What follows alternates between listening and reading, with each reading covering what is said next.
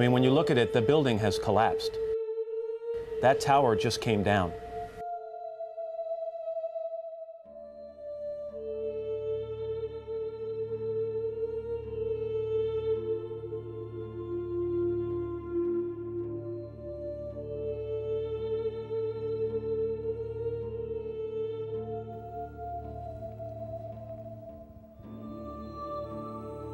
The tragedies that occurred on September 11th, 2001, over a decade ago, affected the lives of every American citizen. As the world watched in horror, they also bared witness to the heroism that inspired the people of our nation. A courageous effort from 9/11 first responders that reunited our country and rekindled a deep patriotism. It stirred a desire within all of us to help our fellow Americans in their greatest hour of need. I spoke with one of these brave 9/11 responders, a veteran police officer of 25 years by the name of Joe Andujar. This is his story. Hello everyone, thank you for joining us. My name is Bill Violet and today I'm speaking to Joe Andujar. He was a 9/11 first responder and a member of NYPD for a great many number of years. So Joe, thank you for joining me. Thank you. Joe, tell me, when did you first decide you wanted to be in law enforcement? I was about 6 years old got lost while I was riding my bicycle, my first encounter with a police officer was then. Was very impressed with the fact that as you grow up as a child, your parents always tell you if you ever get lost, if you ever get in trouble, seek out a fireman or a policeman. And in my case, I got lost and found a policeman, and he put me in the front seat of his patrol car and helped me find my mom again. And that was my first encounter with a police officer and my first time in a police car, and was really excited about the whole thing and decided that that was what I wanted to be, was somebody that helps others. And I was successful in achieving that goal. How long have you been officially in law enforcement? 25 years now. 25 years now. How long had you been in law enforcement before 2001? 17 years. That was 17 years? Yep. Wow. Did you ever think, when you were trying to become a public servant, when you were trying to become law enforcement, was there ever any idea, any notion in your mind that what happened on 9/11 would ever happen? No, not at all.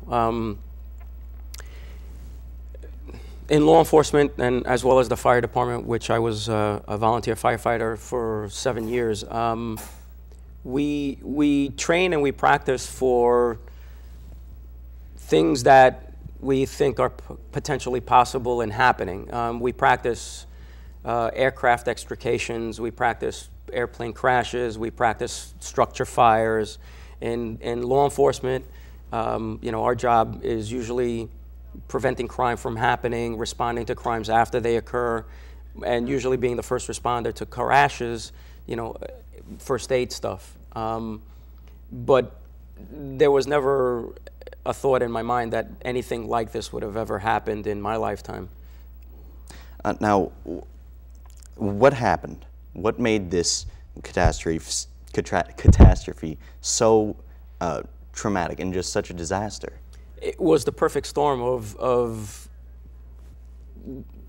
a disaster. You had an aircraft that struck a high-rise building. You had a high-rise building that was on fire. And then you had a high-rise building that collapsed.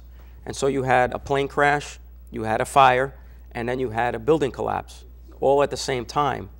When you work each one individually, they're pretty much you can handle individually, but here they were all combined into one, and it created the perfect storm of a disaster. It was all happening at once. How were you first made aware of what was happening? I was home, asleep. At that time, I was working midnight shift, and I wasn't due to go into work until that Tuesday evening for my first of my set, and the phone was ringing off the hook virtually. And my first instinct was that it was my kid's school calling to let me know that one of my kids was probably sick. until I answered it, and it turned out to be my mother on the phone who told me to turn the TV on, and that something had terribly happened at the World Trade Center. And so I turned the TV on and saw a witness to the reruns of the first plane hitting, and then watched as the second plane struck, realizing that this was not an accident, that this was an actual attack. I said my goodbyes to my mom and told her that I was getting dressed and heading down there as soon as I could. Now, where did you go first? I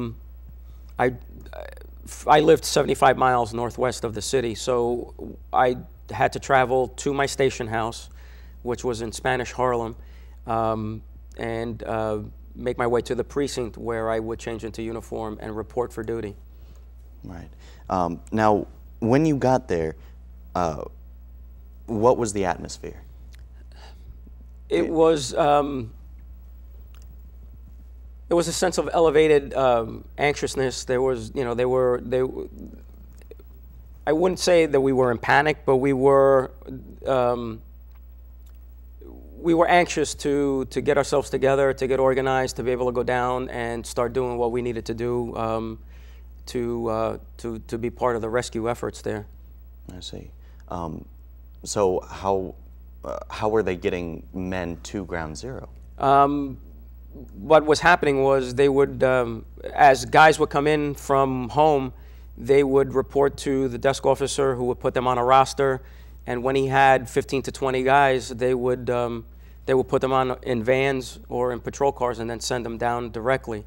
But when I showed up, there were maybe 10 of us that had reported, with others slowly, you know, making their way in. And so I was put on standby to wait until we had a fair number of guys to be able to deploy down there. So I wound up taking a seat in the captain's office and listening to the radio and conversing with him, trying to convince him to let me go down there ahead of everyone else. Wow. So what happened? Did your captain let you? Well, what wound up happening was there was a heightened sense of urgency that that was present on the radio. We could hear the chatter of the voices on the radio asking for additional resources to respond. Anyone within, you know, that could hear his voice, we need trained personnel down here forthwith. And my captain took a look at me and goes, "All right, you got the green light. Go ahead. I got no way for you to get there. Make your own way down there. Go do some good." And so I chose to take my motorcycle and rode down into Ground Zero. Now, what was it like as you began to approach Ground Zero? The closer I got to the southern end of Manhattan, I began to encounter the dust cloud, the smoke plume, if you will, and it was like, it was similar to driving into a thick fog, except the fog wasn't wet in texture. This was a material. This was like a grainy, sandy. It's like somebody had taken a pile of powder and just blew into it, and you know, you get all of that dust, and it gets in your eyes, and you know, it gets down in your throat, and it's hard to swallow. It's hard to breathe. It gets into your lungs, and it's just, it was miserable. But that was what the atmosphere was like. And the further south I traveled, the more I encountered, the thicker it got, and the harder it was to ride the motorbike, because it was like I was driving on very loose sand. And the further I went, the deeper it got. Right. Was there any traffic? Was there? No. I was literally the only vehicle on the road at the time, which was pretty scary, because it gave the sense of solitude. You were alone. I mean, in a city of over 8 million people, to be by yourself with no one in view was pretty eerie. Yeah, it must have been like a ghost town.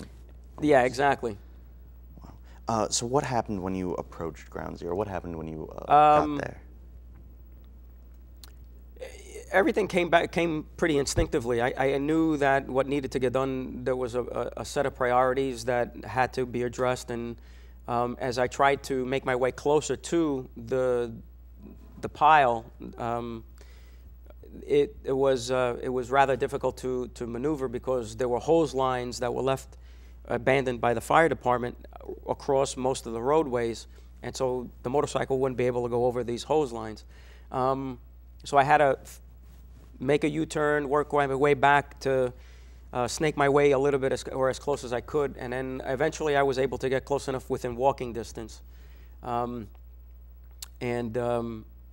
started, trying to find survivors, which was eerie because there was nothing. There wasn't anybody around. There was no one. There were no. There was nothing to be found. I mean, it was a desolate, abandoned area. It was void of life. It was just a pile of steel, twisted metal, and debris that was about 10, 15 stories tall. And I saw an opening and went in and entered into, or made my way into the pile, and realized that I was breaking every rule that is ever taught to a fireman, which is you never work independently, you never work alone, you always work in teams. And unfortunately, this was one of those circumstances where the rule book just didn't apply, because there was the potential for that one person being somewhere within close proximity that you could rescue. And so I went in realizing that I was breaking the rules, and it got to the point where my rescue rope played out, and I just didn't have any rope left, and it just wasn't feasible to do by myself. It was not a one-man job. And so I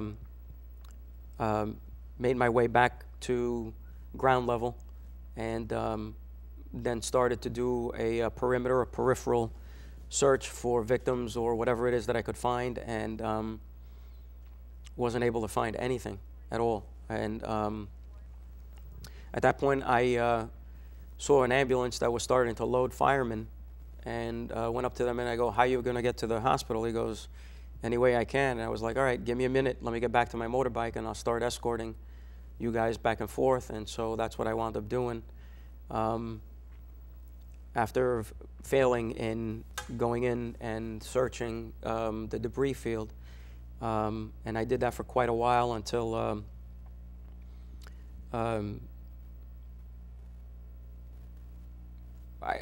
it was hours, and finally I said, "Well, I need to get back to try to get something to drink and something to eat, a bite to eat."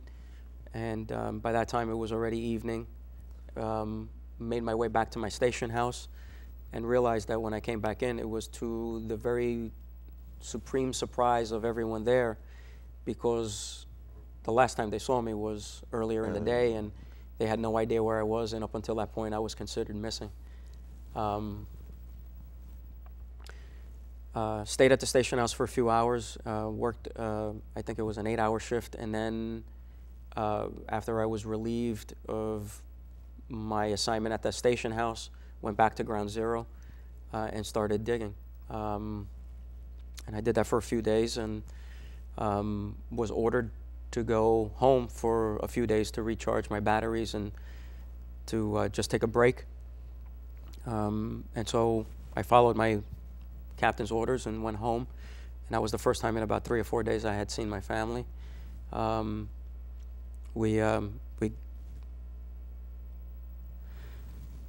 We gathered with some close friends and firefighters of mine, and told them that I was just home for a day or two, and then I was heading back, and went back to ground zero after a few days and stayed there until there was nothing left to pick up.